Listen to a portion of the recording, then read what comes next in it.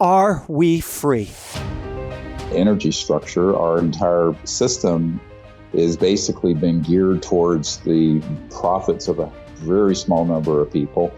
What I discovered is that there were illegally run classified projects that have taken these technologies from people all the way back to Nikola Tesla. All of humanity has been enslaved into a paradigm due to the technologies that have existed for 100 years, but that have been sequestered and illegally confiscated or black-shelled by corporations and kept away from the public. That if we're going to empower ourselves and have a world to leave our children, we are going to have to figure out how to get out of this sort of global slavery. I shouldn't talk about this, but at a certain point, you've got to get this beast on a leash.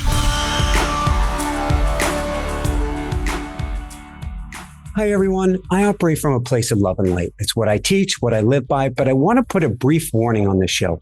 The warning is that the information shared here may be quite scary, but the point is not to scare you, but to help us become free and live back in our power as one in love and in light. So if you take one thing away from tonight, we are all one and we can all bring things back to love. And we can do something for our kids. Yes, for our kids' kids and our kids' kids' kids. I send love, I send love, I send love. Yay! Hi, everyone. Welcome back. I'm Michael Sandler, your host on Inspire Nation, with one of perhaps our most important and profound shows ever. If you've ever felt trapped or like the system is rigged or there's no way to make a difference in the world or even be free, then do we have the most powerful, positive, global shift, zero energy show for you. Today, I'll be talking with Dr. Steven+Greer, founder of the Disclosure Project and one of the world's leading authorities on the UFO UAP issue, who's met with world leaders for over 30 years about free energy and what it means to be free and what we can do for ourselves, for our kids, and our kids' kids, and about his latest documentary, The Lost Century and How to Reclaim It, an upcoming conference and National Press Club event. So welcome back to the show, Steven. Are you ready to shine? Yeah, let's do it. It's great to see you again. Great to see you again. A mighty woohoo. And I got to be honest, Steven, I wasn't sure where I was going to go with this interview, even as of yesterday when my computer froze up. So I'm glad it did. Here's the truth. I've got a 1-year-old, so I know where we need to go. Steven, I remember when your child was born. Yeah. Thank you.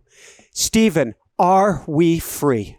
Mm-hmm. Well, we're not free right now because we're living 100 years past the time when we should have had a different type of economic and energy structure. Our entire system is basically been geared towards the profits of a very small number of people and their control and global control. And even the time of Nikola Tesla 100 years ago is why I call this the lost century, that we've lived through 100 years of lost opportunity. What that has done is literally enslaved the planet to what in the New Republic, Easterbrook called the Black Curse, which is oil, gas, coal, all these things, which not only is destroying the biosphere, but you have to remember it's keeping all of humanity. And if we can get out of our sort of narcissistic view of the world and step into the shoes of the 3 billion people who don't even have a way to cook their food. The Economist just came out with this statistic last year. 3 billion people on Earth out of the 8 billion are having to cut down rainforests so that they have charcoal or fuel to cook food with. They have no electricity. They have nothing. And those of us who do have energy are destroying the planet by doing so, except a little bit, 12% or so, in very advanced economies like ours that are using a little bit of wind and solar. So the question is, all of humanity has been enslaved into a paradigm due to the technologies that have existed for 100 years, but that have been sequestered and illegally confiscated or black-shelled by corporations and kept away from the public.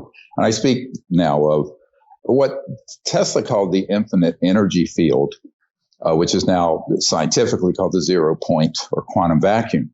And what we have to do is realize that if we're going to empower ourselves and have a world to leave our children, and my 12 grandchildren also, by the way, we just had our 12th, grandchild right before Thanksgiving, we are going to have to figure out how to get out of this sort of global slavery, even though people don't know they're in it. And I think we can do it. I have some very good news. The very good news is we know we have these technologies and that they can be developed. But what we have to do is empower you and me and everyone we know to join forces to make that happen, because you're not going to see the government do a magic wand tomorrow to release these, or large corporations, because there's too much at stake to keep the status quo burning along the way it is. So let me back up for a second, and thank you so much. And it's very interesting that you say burning along, because obviously that immediately draws imagery of such things as coal. But if we go back and we're gonna build a case today, and then we're gonna kind of slingshot everybody into the world so that we can make a difference. And this is going to be a very positive show, people. So hang in there, fasten your seatbelts. But what does energy have to do with a lack of freedom? And I can't believe I'm going to say this. Stephen, why do I feel like we are being mined? Well, I think you have to get back. We're so close to this. It's like the frog being put in a pot and the temperature going up slowly until it suddenly realized it's cooked. But the freedom that would normally go with people being able to have some greater control of their lives, but also the environment they're in, it not being something that is just being destroyed and collapsing around them, cannot happen with an 1800s industrial paradigm.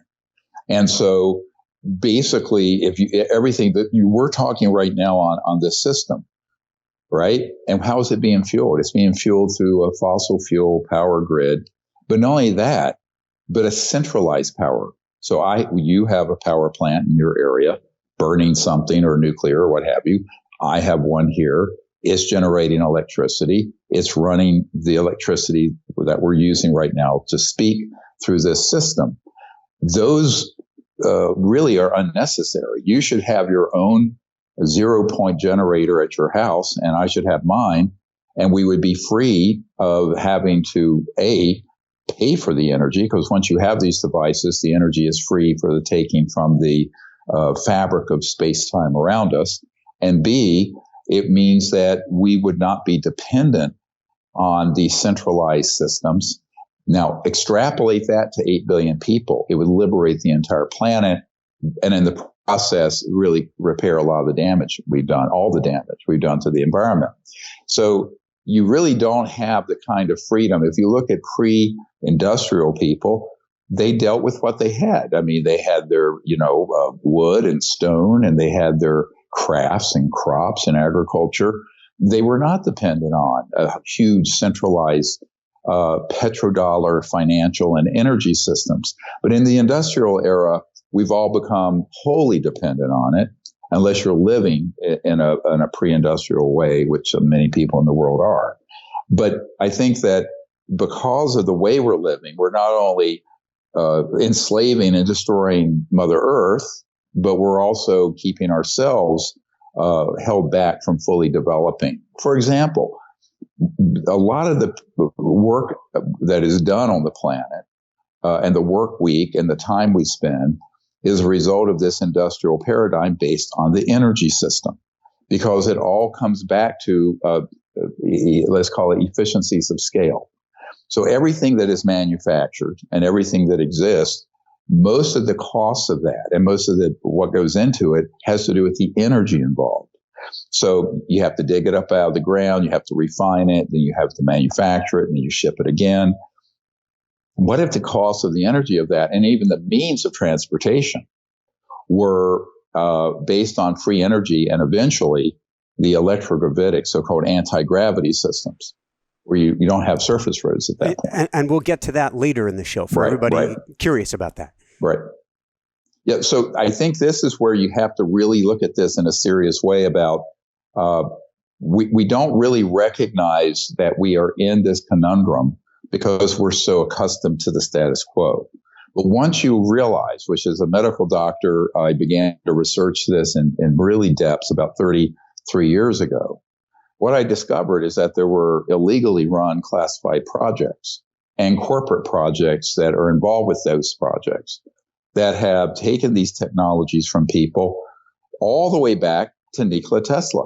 And in fact, I have a document from the Department of Defense in the United States demanding that the FBI turn over the 20-some trunks of secret papers that Tesla had, that if those were known by everybody, would give us free energy instantly. So this is a history that people don't know.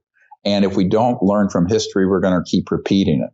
So what we're trying to do, and we're going to, this new documentary that is coming out, is called The Lost Century and How to Reclaim It. I like to emphasize and how to reclaim it. And I call this a time snap.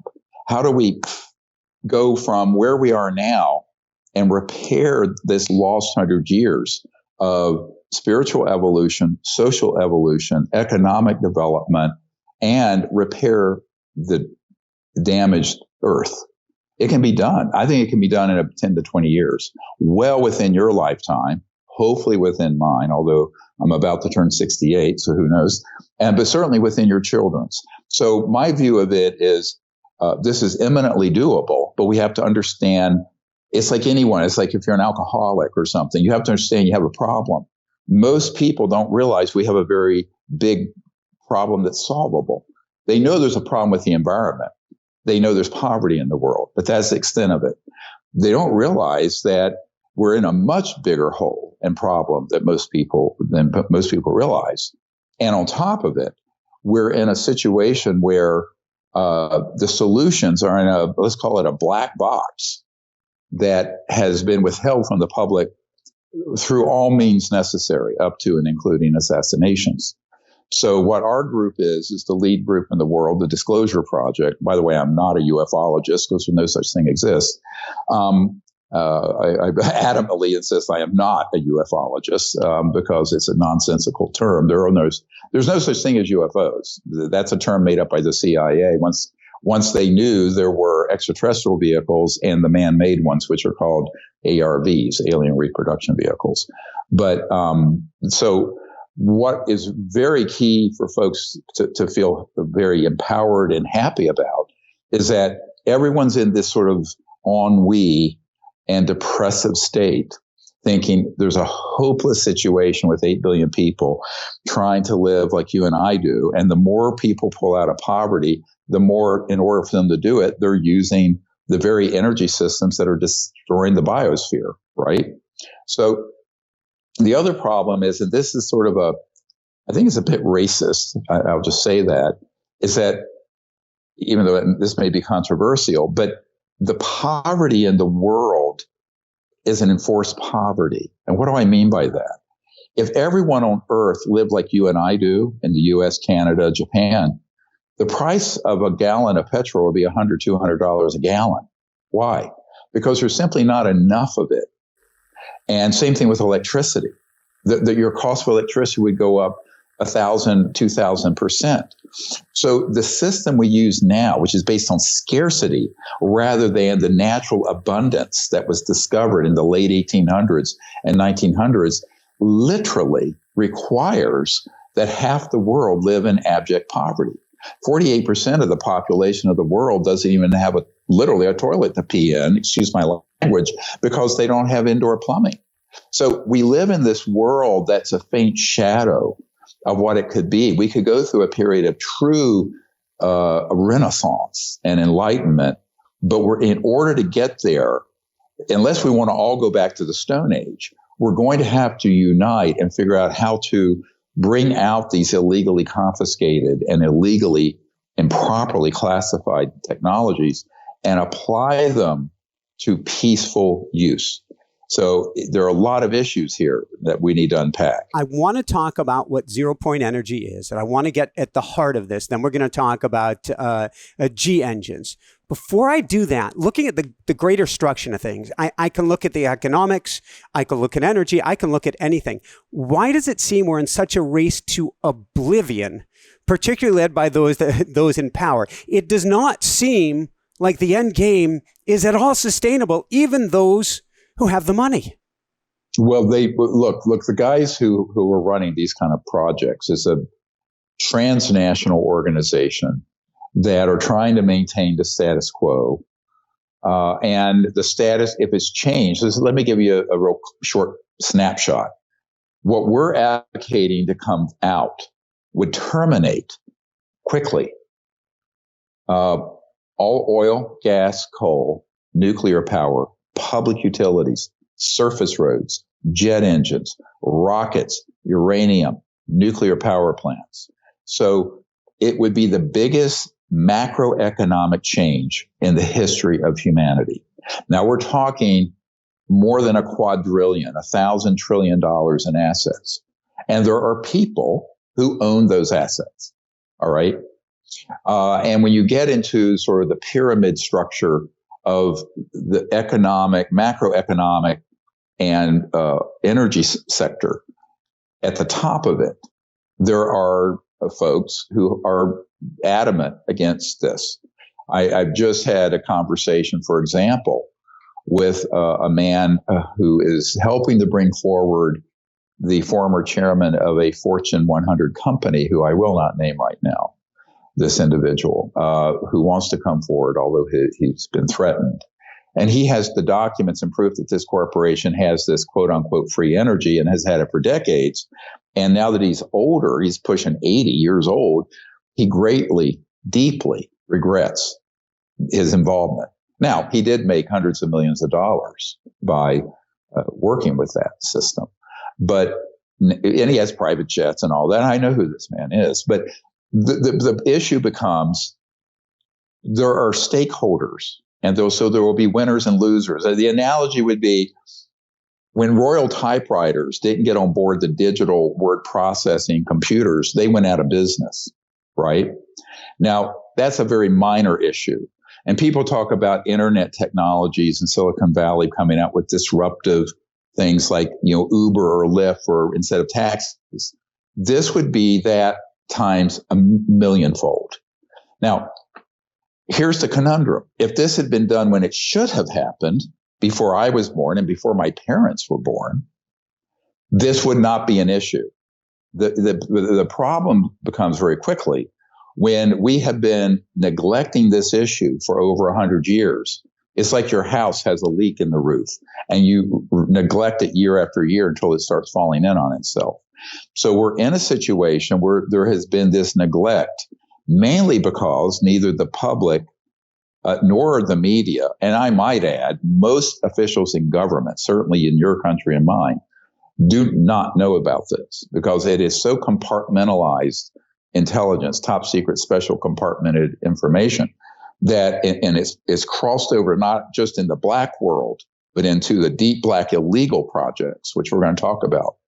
Those, the ability to fix this problem. Hey, see, this is why we're doing this. This is why, though, this show is dedicated to Hannah Bear. And the reason is to all of them. To all of them. And I want to give them a different future, a future where they are free. And I'm going to cry when I say that, because when you're born, you're not born free. Well, and also, I think here's the beauty of what we're doing is that the life and the world that she will see by the time she's anywhere near your age would be more different and more free than, we are from the era of the cavemen. But it isn't going to happen because we wish it so. It takes a lot of hard work to do it. And it's an activist issue. I mean, this is having grown up in the South during the civil rights era, being born in 1955. I saw and was involved in the struggle to get to where we were, in Jim Crow and all that. So, it's a lot of work, but it can be done. I just think people have to understand we need a lot of shoulders on the wheel to move it forward. So let's ask the biggest picture question and dive in from there. Is 0-point energy real? Oh, it's absolutely real. And by the way, Professor Casimir theorized it in the 1930s and proved it in the 1950s. So before I was born, this was settled science, and it was in the physics journals. Now, what scientists will say, physicists will say, yes, it exists, but we don't know how to tap it. That's where they're wrong. That's where it's quite wrong. So can we go back to the history? When did there's so many, I'm going to call them heroes in this, although we get to talk about inventor syndrome. So many heroes who have actually tapped into this. What is zero-point energy? I know there are at least 3 ways of playing with this, or major themes, but what is zero-point energy, and who are some of the early inventors in this game? It goes all the way back to the late 1800s with Maxwell and Faraday. They certainly stumbled across this. They're the so-called secret Maxwell equations. Won't get into this arcana of this too much. But certainly by the time you were in the 19 teens, I have a photograph of Nikola Tesla in, I believe it's 1908. This is in the movie, with an engineer and a farmer named Stubblefield. And Mr. Stubblefield and Nikola Tesla are there, and that whole farm and complex was running on what they call an earth battery that was picking up the resonant magnetic flux of the Earth's field and generating a flow of electrons, running a generator that ran his farm. Now, this was, back even in my grandparents' ages in the early 1900s. So we are going to prove, if you look at this documentary, it's a 2-hour film, you'll see that this goes back to the late 1800s and 1900s. Let's look at another one, Floyd Sweet, and the Sweet device. He had a device, and this was proven, tested. Lieutenant Colonel Bearden, a friend of mine who's recently passed away, evaluated it. It was solid state. He had something a little bit bigger than a cigarette package that was putting out enough energy from this quantum vacuum flux field, or some people call it 0 point, that it could run a 300 horsepower electric motor to run a car. And he was in negotiations with General Motors, or at least presenting it to them to bring it out. Shortly thereafter, he suddenly dropped dead, and a black van pulled up in the 1980s to his home and confiscated all of his equipment and papers, just as the FBI did to in J. Edgar Hoover's time to Nikola Tesla in 1943. So there's this history of this, and it's not a mythology, but these have been real technologies that have been developed by these unsung heroes. And the big problem is they've made the same mistake over and over again. And what is that? They've tried to keep it secret, either patent it, which it gets confiscated. I have a document proving they put national security orders on patents. A real national security memo to an inventor you will see in this documentary, The Lost Century, and How to Reclaim It. But the other point to keep in mind, even if you were to keep it out of the patent process and just wanted to keep it secret, so you had your secret sauce, sort of like the secret code that Microsoft has that nobody knows, guess what would happen? This technology, because you, as the inventor, are not going to be able to outgun a multi-trillion-dollar cartel that's transnational all over the world, as well as their corrupt lackeys in the government, unless you have $1,000 trillion to do battle with them. So the only pathway for an inventor is to open source it. Now, what does that mean? You put the intellectual property in its fullness without holdback out on the internet through blockchain or through other secure systems.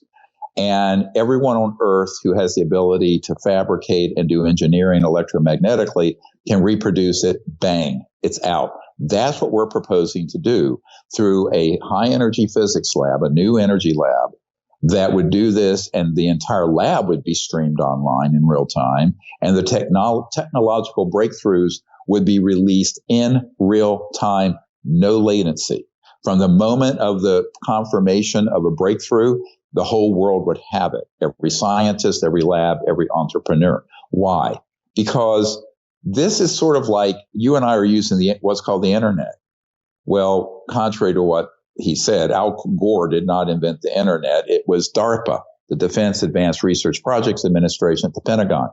Now, that's an open source system, but look at what it has sprung. it has given forth everything from multi-trillion-dollar companies like Apple and Google and Microsoft, Alphabet, whatever, and has created Amazon and millions of other companies, which are much smaller, based on the open source, as it were, of the internet. Now, DARPA is not going to do that for this technology unless I can get something through the Congress in the next year, which we're working on. So I think it behooves us as a people to do it ourselves. And here's real empowerment. Power to the people. It literally and figuratively is returning power, including energy generation, to the masses, where it should have been beginning in the early 1900s. Here's the truth. There should have been a very small window between the mid-1800s and late 1800s, early 1900s, where we were creating these centralized power plants, burning coal, burning oil, what have you. That era, the natural span of that might have been 50 years.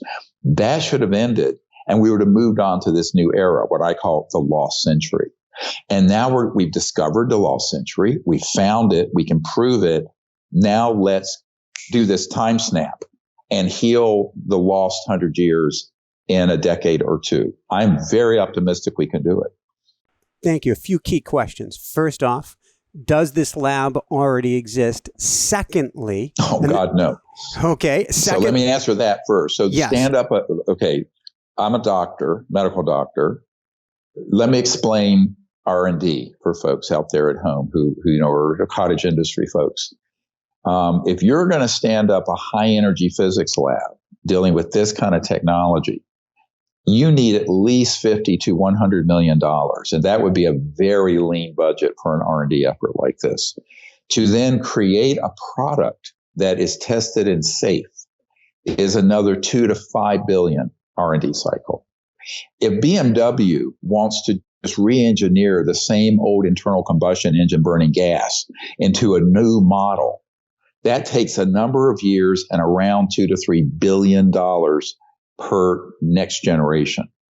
Now you're talking about something here to develop these technologies, test them, prove them, get them out, and also disclose them so that remember, the mainstream media is the number one reason why we don't know about this. They are corrupt, rotten through and through. Left, right, center, all of them are corruptly influenced by these interests because the big corporate folks who own the media don't want this out either. So to do this is a very strategically complex problem, and it is not going to happen with a few $100,000. Can it happen? The fast path to it, let me finish this train of thought, is that someone watching your show who actually has a real device or actual system, not snake oil. I've spent about $1 million going around testing and looking for these, and 99.999% of the ones you hear about on the internet are frauds, frankly. But if you actually have a legitimate one that's operational, then I have folks that I'm working with where we could get that person a very large sum of money instantly. If we could prove it, test it, reproduce it, and so it's vetted properly. That would be a much faster pathway than starting from scratch. But even then, at that point, what do? You release it to the public, but it could become the tree that fell in the woods that nobody heard. So now you have to stand up a campaign of education globally so that people see that it exists and they begin to then be created open source all over the world. One of the problems with the inventors we have met with who have these technologies, to be honest with you, it's like that movie Lord of the Rings with Gollum, my precious ring. And we use this in the movie as sort of a comic relief, but in reality, many of these devices are circular and toroidal like a ring, but they don't want to release them open source because everybody wants to be the next Bill Gates or Jeff Bezos or Rockefeller of energy and Standard Oil and Exxon. This is a big mistake because those folks end up taking these technologies to their grave. I know a number of them that wanted to do that. They're all dead. Many have been assassinated. The only pathway I see to do this, given the wet works, which are a CIA term for assassination teams, that I know folks who are wet works guys, is to do it the way I'm recommending, and that is to open source it massively. But then you have to get it out there. But then an entity has to be stood up that can actually productize it. What does that mean? Create something that'll run your house, like a heat pump, be smaller, then it runs your house, free energy. But someone has to bring it through that research and development cycle and bring it so it's available to the public. And I'm afraid this is not going to happen just by wishful thinking. This is where the public needs to, all our documentaries have been crowdfunded, but that's a few $100,000. This is now getting into tens of millions and maybe more. How do you do that? And this is a conundrum. But if we had a device that worked, I absolutely know the people I'm talking to every day. They're waiting to see, it's a chicken egg. They're waiting to see something that works before they get behind it. I make the point, the things that work, there's a SWAT team and people that go in there and confiscate it before I find out about it. And so it's this catch-22. What I would suggest, if there are any actual angel philanthropists out there, is that they put their money where their mouth is. I know someone who's put $300 million into trying to fix the environment piecemeal. And it's basically wasting $300 million because the little bit of effort they can do with that amount of money isn't going to fix 8 billion people living in a way that's destroying the earth. So this gets into some very hard decisions here where people have to decide, what do we really want to do on this issue and how do we do it? So as the strategic thinker behind this, and this is why I gave up my medical career to do this. And by the way, I've given up over $12 million in income to do this. If I just kept working, I probably could have funded it myself, ironically. But nevertheless, there's a weird irony I've never thought of. But there are many ironies in all this. But I think that we're in a position now where I'm quite certain that if someone came forward, we could do it. Now, if no one comes forward with something that's legitimate, I think in a year and a half or two, if we had adequate funding, we could create this lab and put the most brilliant scientists, physicists, and engineers we know on it and come out with a system that we could then open source. But I think that those are two different pathways. So either pathway, it would need to have people involved willing to release it without intellectual property holdback or patenting. That's been the Achilles heels of this for a long time. Now, back in the day, look, 10 years ago, there wasn't this, or 20, there wasn't the social media and the internet or the technology to release it massively to the world. Now there is. And, one of the things I've talked to a lot of the celebrities in Hollywood that follow what I'm doing, one of them, I won't mention who it is, has 300 million followers. We would immediately create 20 of these devices that would be running their houses. And they would put it on Instagram and TikTok and Facebook and everywhere. And there's your disclosure of it. You don't need the New York Times. This is how you empower people. You just say, everyone put it all over your social media. I want to get into what a G engine is. So the last question before I do that is, people who are watching this, particularly the reason I started to jump in when you're talking about big numbers, is when we get to big numbers, you run into a glaze over problem. And people automatically go, I can't do anything about it. And I'm going, no, don't hit that button to go to another video. You can. So the question is, and I know we're theorizing here, how do we bring, as you said right at the very beginning, the power back to the people? Now, I'm living in St. Augustine right now. This is where Martin Luther King did a lot of his work. What you're talking about is a civil rights movement for all of humanity. And it's really for not only all of humanity, but the earth itself. Look, the earth is the womb of the evolution of intelligent life in this part of the cosmos. So what are we doing to it? Well, we're rapidly cannibalizing it. Her own children are destroying the mother. So these are all huge issues that are imminently fixable. And this is what people can do. For example, in a few days from right now when we're talking, we're going to do an event in Washington, D.C., a 2-day conference that people can get the webinar for, but also the National Press Club, where we're going to have multiple top secret military witnesses talking about this whole problem. People need to send that link to everyone they know, because it's all grassroots activism. We don't have a multi-million-dollar budget to get the word out on this, or to even hire the best PR firm that would want millions of dollars to represent us. So the way we've gotten this far is folks, great guys like you and other people, putting the word out, dropping the link, and things going viral. This is why, we did a documentary a few years ago called Unacknowledged, that many of you have seen. It's on Amazon now and Tubi and all these sites. But it's had 780 million people see it. We didn't have an advertising budget. It just went viral. And we had all kinds of people. Same thing with Close Encounters of the Fifth Kind. This latest one is the most important one, the lost century and how to reclaim it, because this is actually how we're going to create, but it's going to be grassroots. The word of this has to go out through all of you listening. And then there's a donate button on our site. You can contribute. A lot of people don't realize that these documentaries have not been done through corporate sponsorship or in production. We crowdfunded it, hired a production team, did it very grassroots. We have like 3,000 donors who've donated, I think it's around $600 and some thousand to do this feature film and try to have a little bit of revenue from the crowdfunding to get the word out.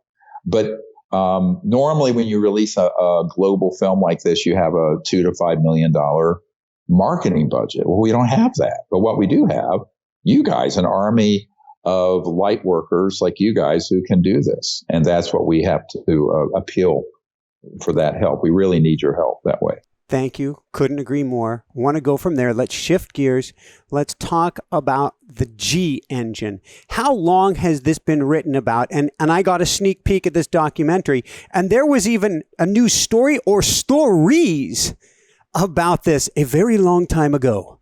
Yes, it's very interesting. So we have an aerospace historian and actually a guy who worked for Lockheed, the big covert aerospace companies that does the biggest contracting for the U.S. government for aerospace and what have you, who has done a great job, along with other colleagues, finding the evidence for this. So we actually have journal articles from the 50s talking about the anti-gravity G engines that were being studied. And this was all the rage back in the late 40s, early 50s, mid 50s, when that was going to be the next big thing to replace rockets and jets. Well, guess what? In October 1954, according to Richard Foch, who was the head scientist at the Naval Research Labs, the largest Department of Defense labs in the United States, he was in a vault, a top secret vault, and saw the documents that proved that, in fact, we mastered, quote unquote, gravity control through these technologies in October 1954. So now I know this sounds a bit extreme to say, but we haven't needed surface roads since Eisenhower started the interstate system in the United States in 1955. A year later, we haven't needed airplanes with propellers and jets. We haven't needed rockets. We haven't needed cars that are burning fuel. And we haven't needed electric power plants since before then, because there are two different technologies here. There's the things that would sit in your cars where your engine is now, or at your house or factory or business, generating electricity from the 0-point quantum vacuum. Then there are much more advanced systems that create an electromagnetic field propulsion around an object, let's say, any object, and that allows it to actually alter its angular momentum and spin so it approaches masslessness. Different from weightlessness, by the way. Weight and mass are two different things. You can look it up. Which it means it can float. So it's anti-gravity. Anti-gravity is really a misnomer. It's not anti-gravity. It's electromagnetic field propulsion. But, since it's a general audience and not a physics class, let's just leave it that you basically cause an object to function as if there was zero gravity. And therefore it can accelerate enormously. And if you bring it to complete masslessness, no mass, it literally vanishes out of that point in space and can teleport to another one instantaneously. Teleportation. Those experiments in teleportation and electrogravitics began actually in the 1920s. In this film, you will see that we document and prove that T. Townsend Brown and later the B-Field Brown effect were doing very high voltage. This is the key. Here's the magic. Very high voltage VHV systems at certain frequencies, certain cycles per second frequencies that would cause this effect where objects would levitate in their laboratory. That was 1928-29. The Kautsky-Frost experiment in Germany reproduced it, and it was on the front page of a physics journal in the late 1920s, and we show that. So these were sciences being explored from the 20s forward. By the time we hit 1954, we had been working on this covertly long enough that when we then, through an electromagnetic weapon, downed the extraterrestrial vehicles in New Mexico and elsewhere back in the 40s and 50s, we began to reverse engineer those systems and learned a great deal more. And so by 1954, covert black projects in the United States had objects that were able to fly around. So here's the other thing that's shocking that's going to come out on June 10th, 11th, and 12th that all of you should tune into. We're going to prove that, for example, the Pentagon commenting on that released footage about the Tic Tac moving, we're going to show that existed in 1967. Let me pause you that the Tic Tac is actually ours. Lockheed, Skunk Works. We know where it came from. You're going to see a picture of the opening in the Mojave Desert where those are launched from. We have it. What's about to unfold is the most shocking expose of this ever in history in 75 years of the secrecy. I can't believe I'm going to go here. Then I'm going to bring it back to modern times. So forgive me. And I can't believe I'm going to go there. We know that some of this technology, sort of like Roswell, is a re-engineering from, let's say, us, and we'll get there in a minute, from us at another time, from us at another place, but certainly from outside of our current time. I go back to the ancient Egyptians or whomever built the pyramids, and I look at these things and I say, they had to have had this technology. Guys, we can't even reverse engineer how they made a single block. Mm-hmm. Yes. Well, look, I one of the guys I've worked with for years who's in our disclosure UFO archive that we're handing off to the U.S. government this week. We haven't talked about this. It's the biggest cache and tranche of intelligence on this subject ever. 758 top secret whistleblowers and military people, 145 underground bases, their locations and GPS coordinates. We've collected all this. This is all coming out June 10th, 11th, and 12th. Be there or be square. So here's the deal. Obviously, these technologies, here's something I always tell people. The laws of the universe are universal. All right. So there have been errors in human history where these technologies did exist. There have been errors in human history where there was contact with extraterrestrial civilizations. And once you understand the basic principles of this, electrogravitic, 0 point, what have you, then all these results are possible. You can cut with laser accuracy those stones. You can levitate them into place. Those giant obelisks, which the Smithsonian spent $5 million to try to reproduce, erecting one of those giant objects with what they postulate existed with slaves and pulleys and rocks and wooden rollers. They couldn't do it because they didn't do it that way. So we know that this is the case. There's a man who works for IT&T, but is actually through a contract from the CIA, that periodically these covert programs will discover something in the ground or at the bottom of the ocean that is a technological device. And it's given to this guy to study to see how it works, what it could have been used for. I know this man personally. He's been at my home here in Virginia in the Blue Ridge Mountains. And I've been to his SCIF, his secure compartmented information facility down near Huntsville, Alabama, Redstone Arsenal area, and Marshall Space Flight Center. And he said, oh, absolutely. We have discovered these. Some of them are hundreds of thousands, forget the pyramids, hundreds of thousands of years old and older. So there's no question that this sort of technology has existed and then we went through a period where it was all lost. So let's call it the lost 100,000 years. But that is another whole discussion. The point I'm making is there's clear evidence that these technologies have been in existence in ancient times. We have holdovers of it. You mentioned the pyramids. There are others. And there's clear evidence that there have been periodic civilizations on Earth that have been actually more developed than we are now, that have vanished. So the question becomes, our current civilization at this point in 2023, how do we survive the current conundrum?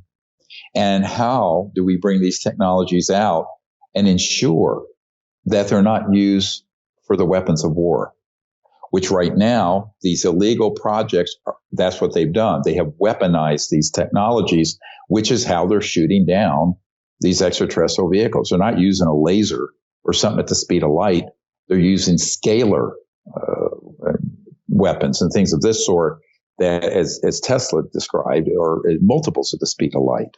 But those have been weaponized. This is dangerous. So I will tell you, the biggest threat facing the world is not the environmental problem. It is not China, Russia, Iran. It is this secret program that have these technologies that have already weaponized them. And if we don't get that under control, they're planning to have a number of catastrophes coming fairly soon. And if we don't get this sorted out in the next, I'm going to be careful what I say here, in the next 3 years at the latest. So, and I have been provided this information from very senior top secret guys in the Pentagon and in these classified projects that are defecting now and coming to us. Like I said, I have over 750 of them. Some of the most recent ones you will see at the National Press Club and at this 2-day conference. By the way, anyone who can, there's still some room to come in there personally. But you can all see it by webinar online. I know I will be seeing it. So then it gets into, I want to double back to that 3 years because I always want to give people hope. And this is important here. Oh, yeah, sure. Yeah, yes. But what's the structure here? So I'm not a conspiracy guy, but what is beyond black ops? Is there really a secret government? I know of presidents who said we couldn't get information on any of this. Well, the most succinct quote ever was Senator Daniel Inouye, Hawaii. If you go to Honolulu, the airport's named after him. And during the 80s, he said there's a secret government.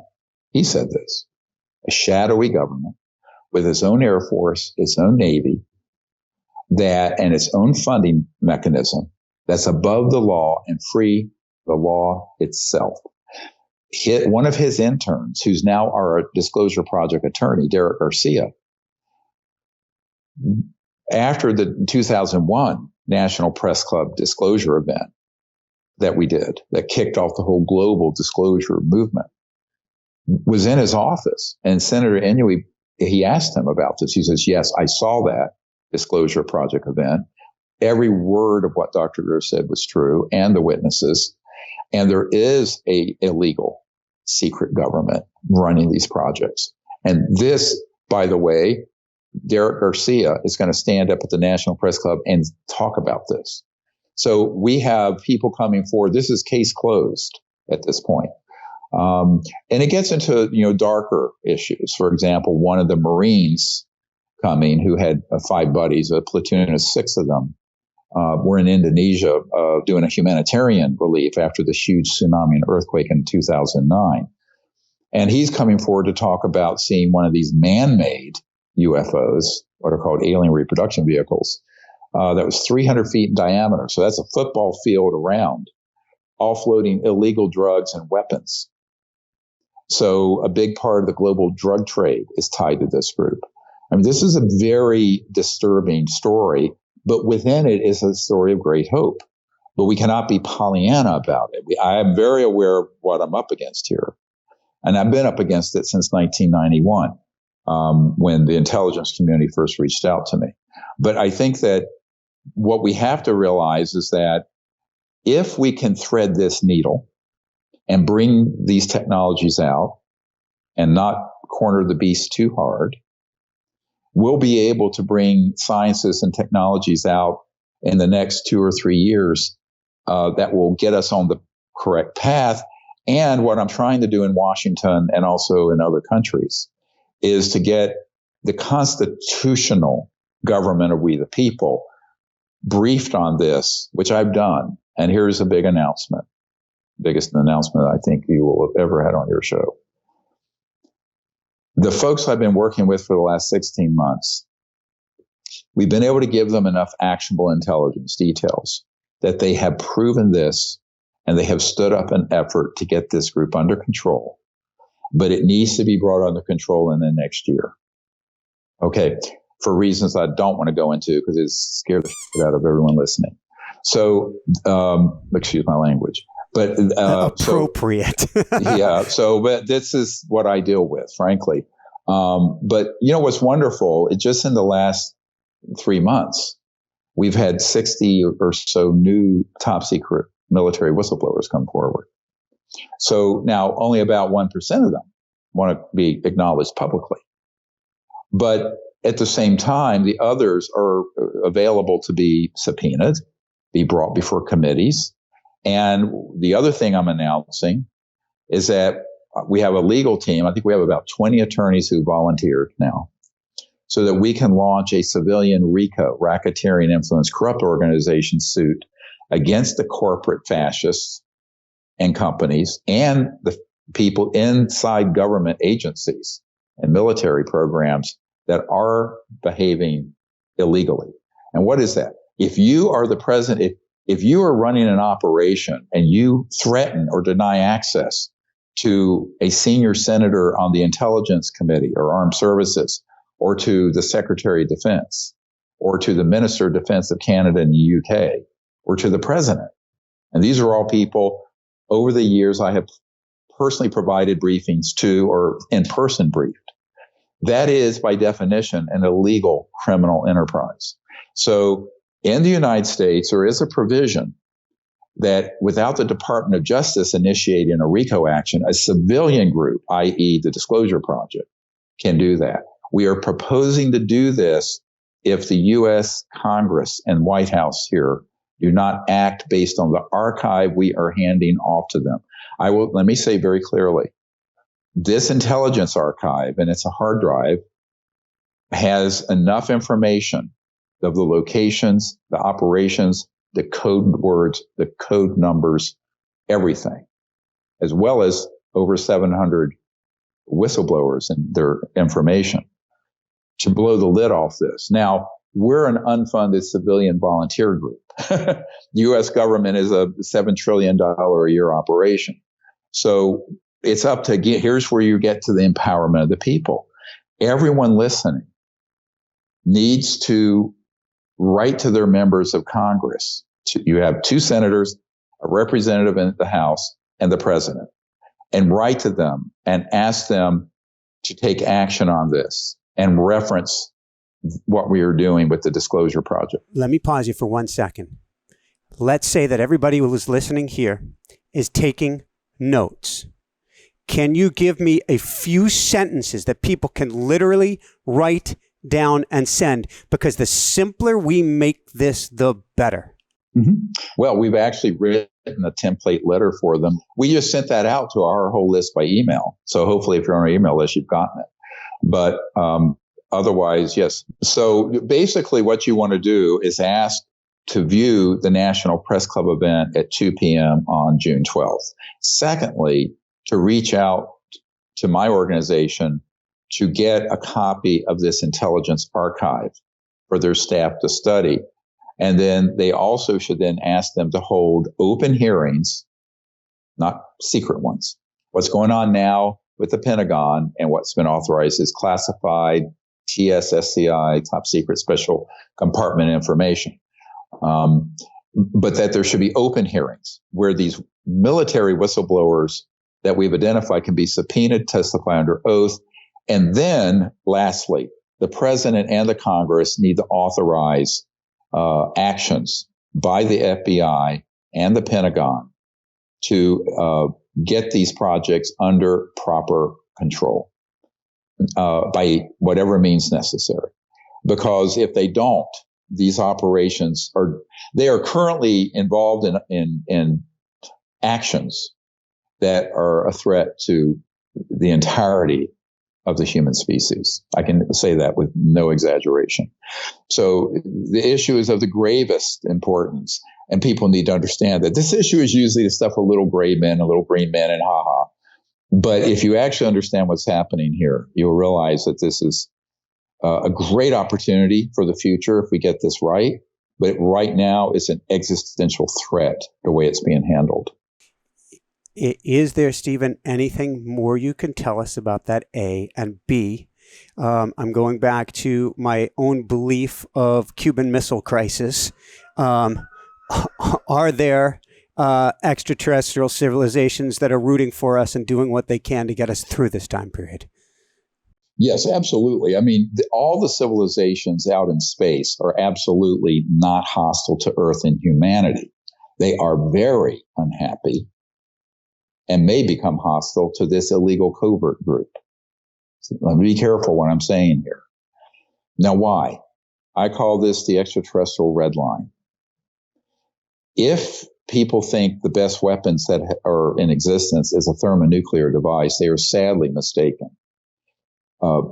Trillions of dollars in research and development, plus the study of extraterrestrial interstellar technologies has resulted in breakthroughs that have been weaponized that utilize what I mentioned before, scalar or longitudinal systems that utilize an entangled quantum level of understanding of the cosmos, where you're not traveling from point A to B in a straight line at the speed of light, but you're going from A to B through an entanglement where space is basically obliterated. And so we have used these weapons against extraterrestrial vehicles near the Earth, near Earth orbit, and even out in space a certain distance. The question is, as these technologies have advanced since I've been doing this since 1990, at what point will we cross a red line where these civilizations, in order to protect their own planets, because through entanglement, you say, oh, well, it's 1,000 light years from here. But that's at the speed of light in a straight line. But if you have weapons that obliterate distance, and they do, these covert programs do, then there are assets on Earth, not all of humanity, and not the U.S. government, and not the Canadian government, but this kind of rogue element that have been doing things that literally puts the entire Earth at risk. So I think that these civilizations are helping as much as they can without hitting what I call the cosmic tripwire. Now, what is that? Everyone always asks me, why don't they just come here and fix this? First of all, if they did, the spin meisters with people like Lou Elizondo and the big mainstream media and the Pentagon lackeys would say, see, the aliens are invading. We need $10 trillion in defense spending from the world. That's exactly what Werner von Braun, who invented the rocket for Adolf Hitler, said on his deathbed. They're going to invent an alien threat that's false. They're not the threat. We are. Humans are the threat to ourselves and out there. So the problem is the ET situation, looking through their eyes for a moment, they're in a catch-22.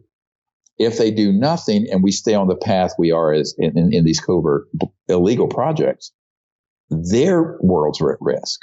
But if they intervene, they will be portrayed as invaders, like the movie Independence Day or something. So this is why it behooves us, the children of Earth, to fix this problem first. We're here. This is our responsibility. And I'm convinced, just like with the civil rights movement, the gay rights movement, women and other things have been big breakthroughs in my lifetime. There's no reason why this can't happen. It can happen, but it isn't going to happen by wishing it. So it takes a lot of work and sacrifice. And ultimately, you have to be willing to make the ultimate sacrifice, some of us. But I think that's why we live in a time of such, my God, such a lack of courage and such a lack of integrity and self-absorption that I'm appalled. I mean, I think, my God, we would all be goose-stepping to Adolf Hitler's grandson if my father's generation had been like we are now. But, and utterly lacked the courage to act. So this is a real call for activism, for us to do this so that we fix this before there has to be a very bad outcome. There's no good outcome by us targeting and destroying extraterrestrial assets or civil or worlds. And if they were to sort of come in, even through very advanced technologies, and neutralize these covert systems, and when you look at the map, you're going to see this come out. And you look at the map at all the red dots of where these covert assets are. It's all over the world.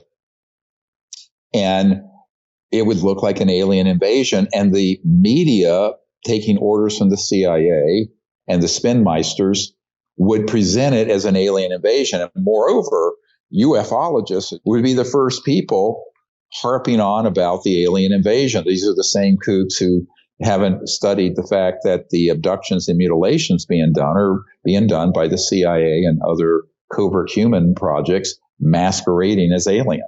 Now, this has been known since the 1980s, by the way. So, couple notes. First, a lot to unpack, I know. Well, I had to do the same math, Stephen, that you're suggesting for others once I got your documentary. And I'm not suggesting it's easy for anyone. You have to do your own soul searching. I'm going, what are the possibilities for my channel? What are the possibilities for my income, for my this, for my, and then the biggest one, for my family. And then at the end of the day, you go, what kind of a freaking future? I understand I'm very spiritual. You are too. Right. I know this. Right. Oh, yeah. I understand this is a blip in the time. This is an infinitesimally small blip in the scale of our infinite number of lifetimes, and yet it still matters. Oh, it does matter. And this is why in the early 1980s, there was an ET vehicle that landed at Rendlesham Forest, Bentwaters. Thank you. I had to go there before we end. So thank you. And by the way, not all of these ET vehicles are us from the future. Most aren't.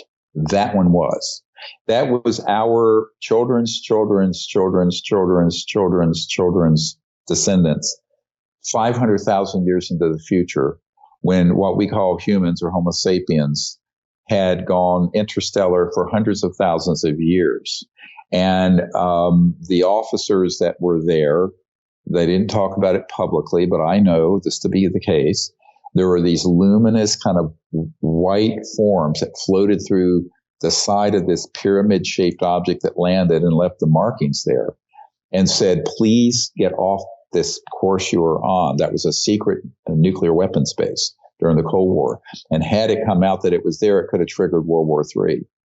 They said, because if you don't stop the course you're on, your descendants, won't exist. We won't exist, meaning these ETs that had been us from 500,000 years in the future. So remember the singularity of consciousness. We are all, this is why our motto is one universe, one people. There's actually one unifying cosmic conscious field that is within and manifests all that exists, including every sentient being, human or extraterrestrial. So I've always viewed all of these civilizations as brothers, cousins, descendants, even if they're not direct lineage. But in this case, these were direct descendants of Homo sapiens from where we are now. But they understood that we had gone way off course beginning about the time I was born, ironically, about 1955 to 60. When Eisenhower lost control of these projects, this rogue superstate broke away. Well, and Eisenhower warns us about this. Oh, he absolutely warned us. So did Kennedy, by the way. But they didn't want to talk specifically about the UFO and ET issue because they were afraid people would panic because of the Orson Welles War of the Worlds and all that stuff. So this is one of the big problems, is that a lot of the leaders, on the one hand, the CIA got this frame through engaging Disney Studios to make cartoons about it. I have a CIA document proving this, by the way, and the National Enquirer to do stories and make it kooky. And then they stood up all kinds of lunatics in what you call ufology. And then the next thing you know, everyone's laughing at the subject beginning in the 50s and 60s. Now that it's coming out seriously, you still have that headwind of social ridicule. But at the same time, they've been putting out this narrative on a parallel track of we're being invaded by aliens. They're altering our nuclear silos because they're hostile, when in reality, they were trying to save us from ourselves. And they then started staging things like mutilations and abductions. By the way, we have the summary of a document that Jacques Vallée, who, of course, appeared in Close Encounters of the Third Kind with Steven Spielberg, and his position was portrayed as that, and has studied this issue since the 60s and 70s.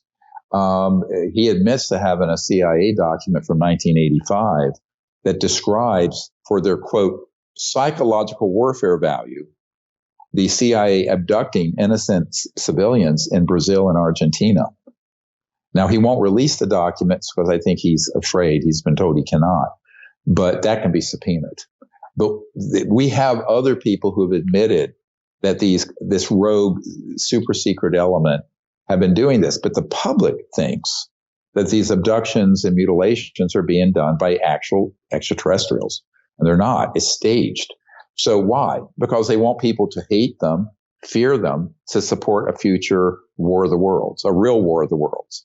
And that's been the long-term defense objective of this group since the 50s, is to convince people of an alien threat and unite the world, not in peace and love and free energy and progress and abundance, but in war and control and centralized power, which is, call it totalitarian, authoritarian, fascist, whatever you want to call it.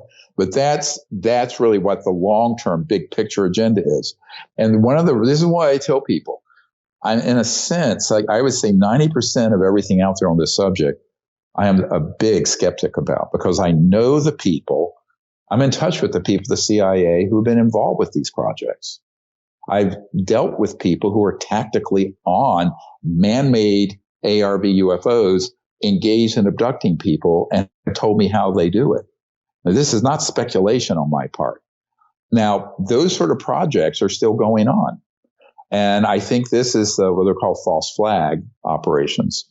But this is the biggest false flag I'm worried they could hit a button, fill the skies with man-made UFOs, make it look like we're under alien attack, and then unite the world around a whole bunch of fear like they did on 9/11, but on a much bigger scale. So this is what we're trying to avert. So the project we're doing is threefold. The heart and soul of it is Close Encounters of the Fifth Kind, the CE5 Contact Initiative, which we've talked about. There's an app, and you can get that and form an ambassador team using consciousness to make contact and show a different face of humanity. The other is the Disclosure Project. And the third is the energy, bringing out the technology. So those are the three big thrust prongs of what we're doing. I want to know where to send people. Then I've got just a few more questions. But since you went there a minute ago, I've got to follow that through line for people. Was Close Encounters and what Spielberg was sharing with us, was that real? It was basically a docudrama. I know Max. I've met Max Spielberg, his son, and I know three producers who worked on it, and one of whom was at the White House screening with Ronald Reagan when it was shown. And Ronald Reagan stood up and said, there are only a couple people in this room who know how true to life this movie is. And I've heard that from more than one person who was there. So, yeah, it was a docudrama. I mean, obviously it was Hollywood, but it was based on real cases from Project Blue Book, and Dr. J. Allen Hynek, the astronomer who was the head of the Air Force Project Blue Book, was the chief advisor for Mr. Spielberg on that, and actually makes a little cameo appearance at the end. He's the white-haired, bearded guy. That's Dr. Hynek, and I know his son. So it's interesting, you know, a lot of things that are like that are based on some real events. One day, we would like to do an actual feature film like that one that would be based not on Hollywood version, but actual everything true. You could do a whole series of them, but of course, you know, maybe someday there'll be someone in Hollywood who has the stomach for it. So on that beautiful note, where do people go to watch what's coming out, to see everything, to take action? And then you said something earlier that there's so many double backs. I'm going to only go to a few of them. How do we not corner the beast too badly? It's a very good question. This is my biggest balancing act. You're amazing, by the way. One of the things I'm recommending to the senior folks in the Congress that I'm meeting with is that we pass an amnesty provision so that people who want to come forward, even though they may have done terrible things or had enormous profits from this, can come forward for a very limited amount of time without being prosecuted or hit by a strike force that is also being looked at, which I'd advise. I'd be the advisor for it. I shouldn't talk about this, but at a certain point, you've got to get this beast on a leash. But I think it can be done if there's enough pressure, and they know the game is up, and there are people now that are not being deceived, who are very powerful in the Pentagon, in the U.S. government, the legal part, and we provide a pathway of amnesty, because an eye for an eye is going to leave the whole world blind. And you're dealing with an organization that has technologies 1,000 years beyond anything the conventional Pentagon has, and like a B-2 stealth. So you do not want to go to a shooting war on this. You want to find a way to unwind this. And I know from the people who are defecting from that group now to me, like this Fortune 100 former chairman of a company, that there is a will to do it. But we have to find a way to do it where, A, those people are safe. So I'm recommending a witness protection program for these whistleblowers, and there be amnesty and protection for their pensions and or assets, so they're not seized. So that's something I recommended to President Clinton. He was threatened and waved off this by George H.W. Bush, who's been a member of that covert committee. Now we have a whole new generation, 30 years later, in the Congress, and some of the people in the White House and in the military offices of the White House that I'm dealing with, who have a very different take on it and are wanting to move this forward. So, you know, this has been an ultra marathon, 30 years running for me. But I think that there's a good chance this can be accomplished. I wouldn't be doing this if I think it was going to have to go to a catastrophe. So I'm an optimist. I look at this, I turn to the higher spiritual cosmic forces to help. ET, angelic, divine, and otherwise. But I turn to my fellow humans. I have faith that people, given the right incentive and protections, can come forward and do the right thing. And the way people can help us, go to drgreer.com. I'm drsteven+Greer.com.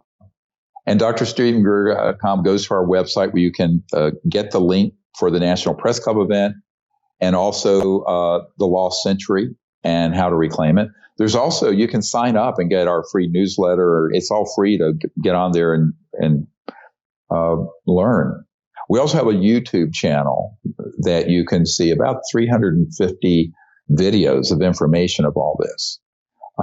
So I encourage people to get on all those platforms and, but also to spread the word. What we really need are folks like you, which I appreciate, spreading the word about the Lost Century and how to reclaim it, but also this National Press Club event. And then the follow-on activist campaign we need where we're all empowered because we, the people, our representatives work for us, and to write them and to get them very much involved with the political process. This is nonpartisan. One thing I do want to emphasize, everything we're doing, some of the people we're working with are left, right, center. It doesn't matter. This issue transcends and must always transcend partisan political considerations because it's a universal issue. Couple last questions, and forgive me so much for going here, but I can already see in my head the chat. I can read it in my head right now, and I can see one of the comments already. My apologies. I understand how easy it is to manipulate a conversation. I mean, that's my job, is to help guide people in the conversation to open up their hearts and their minds. But I know how easy it is to manipulate. I can see people putting comments down that says, Dr. Steven+Greer is X, Y, or Z, or he is paid for, or he is on the other side, or he is, forgive me, you can see it already in the comments too. Oh, I've been seeing it for 30 years. I mean, so what? How do we not allow that infection to steer the conversation? Well, first of all, you have to understand there's a massive counterintelligence effort that stood up countering everything we're doing. I mean, that's why the TTSA and Lou Elizondo were stood up after Unacknowledged got over 700 million views to create a false narrative that these are a threat to the national security. And then to portray the Tic Tac and these other objects as most likely alien when they knew they were coming out of the Lockheed Skunk Works up in Palmdale in the Mojave Desert. So I think I've accepted that as de rigueur and normal for 30 years. And I'm, so what I say is, I speak the truth. I sincerely explain to the best of my ability, but we're putting the evidence to back up everything I'm saying out there. And so people, I believe in the complete independent of investigation of the truth by every soul. So I tell people, don't just take my word for it. Look at the evidence. Look at these military people. Look at the documents.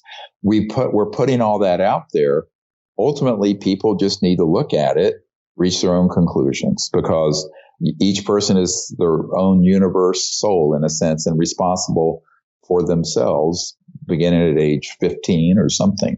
So I think that those of us of adult age have that spiritual responsibility. And I view it as this is everyone's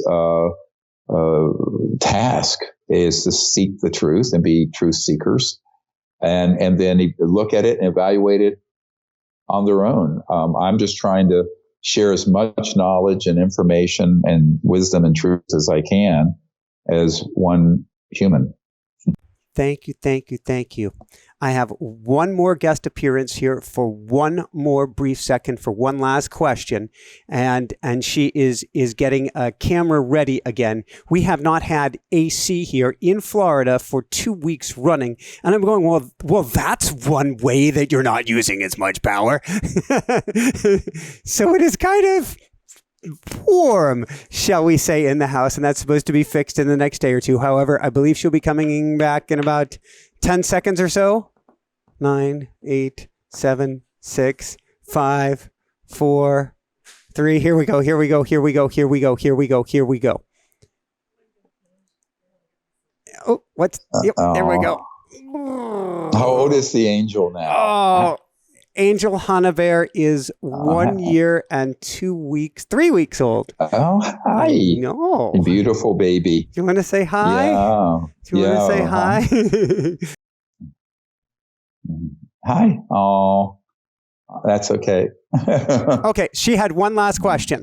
Yes. And that is, what is the one single most important thing we can do for all of the Hana Bears of this world and for everyone we love and care about? Get involved in this issue and create this new world because it's ready to be born, just like she was. Yeah, she said yes. It was ready to be born, just like you, baby. And she smiled. So thank you so much, Stephen. I will wrap things up here. This has been beautiful. This has been brilliant. Thank you for your help getting the word out.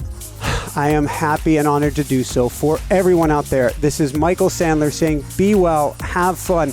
Don't take this lightly. Do something, but do something from your heart. I am not a fear-based person, but let's take back the power for our loved ones and for ourselves. And above and beyond all else, shine bright. Woohoo! That was by far the single most profound, wouldn't you say that was the single most profound interview, and she doesn't know all of them, at least on a conscious level, I have ever, well, thank you, done in my life. And talking to her yesterday, I heard her say, in my head at least, be brave, Daddy. Be brave and go for it. And I hope you join me in watching Steven Greer's video or what's coming out in the press club next week, and share the link with everyone you care. This isn't about me. This isn't even about you. This is about all of us and all of humanity. And I send so much love your way.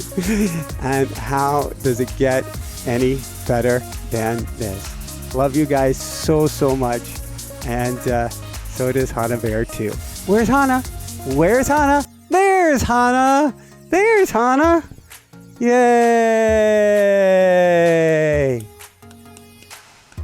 Yay!